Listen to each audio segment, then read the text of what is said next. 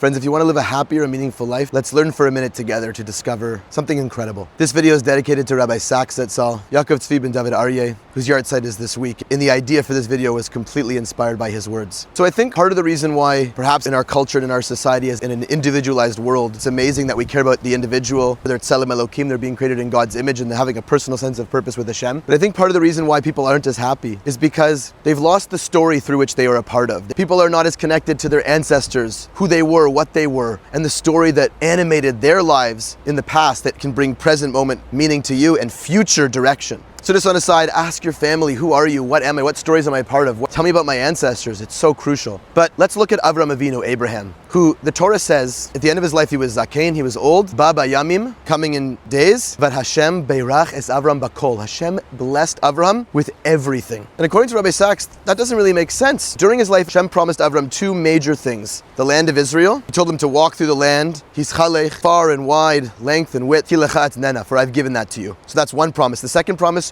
was children, descendants. Kochvei Hashamayim, like the stars in the sky. Kecholos fasayam, like sand, although there's really snow here. Like sand on the seashore. Like the Ofer Ba'aretz, the dust of the earth. He's going to have so many descendants. At the end of his life, what does he have? End of his life, he's got one covenantal child and no part of the land. But what does he do in that moment? He does two things. A, he purchases land property to bury his wife Sarah in Hebron, one of the four holy cities in Judaism. He buys it as an achuzah, one little piece, and he sends his advisor to go seek a partner for Yitzchak. Teilech v'lakachta isha livni leYitzchak, to my child. At the end of my life, I am thankful to Hashem. I have one child and I'm going to seek a partner for that child to continue to create descendants forever. And I'm going to buy one burial plot, even though Hashem promised me everything, because I'm going to get started. And Rabbi Sacks has so many lessons from this. Number one, that God is waiting for us to act. We're giving these big promises from Hashem, but it's not up to us to just sit back and wait passively. We need to work at it. Be a part of a story greater than yourself. Start a journey.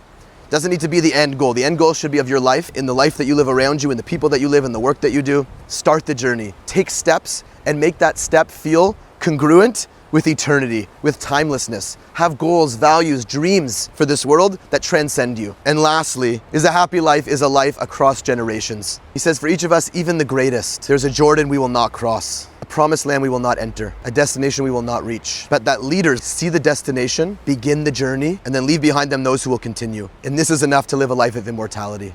Jewish generations, 100 of those go back to Moses, and only a few more back to Abraham. We're constantly continuing the story. And that's a happy and meaningful life, to have something to strive for beyond yourself and to have that striving continue way beyond you. And it started with Abraham. He was still satisfied, so content, even though in his lifetime, he just saw the beginning, but he was working at it and passing it forward.